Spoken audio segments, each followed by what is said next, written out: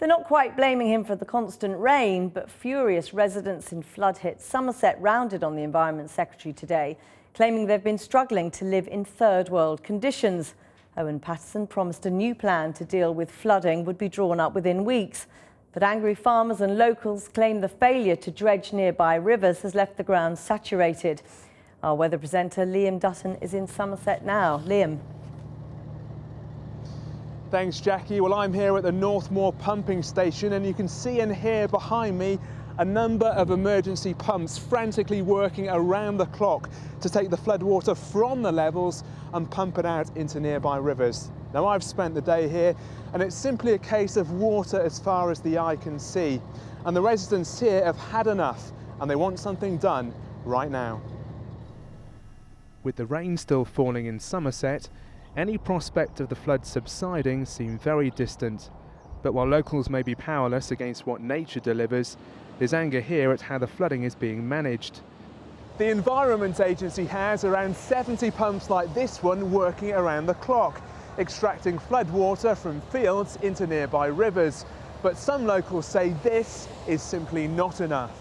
Many here believe that the floodwater would be draining much quicker if the rivers were dredged. What we need is a long-term solution, because this is the second time we've had a 100-year event in 2 years. We didn't learn from last time. We didn't get the level waters down before Christmas as quickly as possible. We didn't get the pumps in. Environment Secretary Owen Paterson, whose department has been criticised for its slow response, paid a visit to the Northmoor pumping station, greeted by protesters.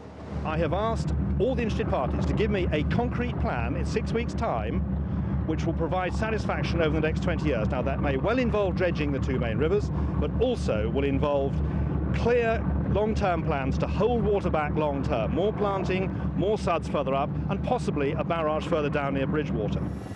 In the meantime, it's down to the weather and the pumps. Hundreds of thousands of gallons of water are being extracted from across the floodplain, but still, there's water as far as the eye can see. James Hall farms here, or at least he would, if his fields weren't under several feet of water. So the normal flood area will be back right where you see the tree line, right onto the moors.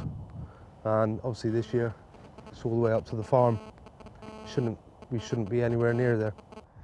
The Somerset levels have always flooded, but rarely has the water come this far, and you only need to take a look at the rainfall statistics to see why. In the first 15 days of this month alone, England has seen 97% of its average January rainfall. We flooded last weekend. We were pumping all day on the Saturday night and the Sunday, and we lost the battle on Saturday night.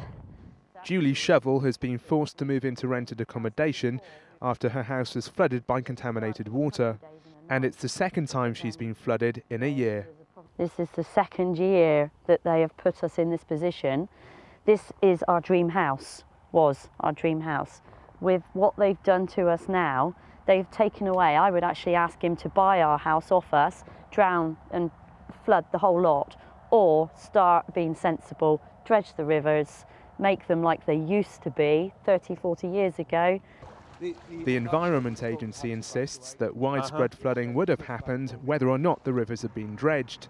That's undoubtedly true, but for locals who are facing homes and livelihoods damaged by the floodwater, how quickly this saturated landscape can be drained is crucial.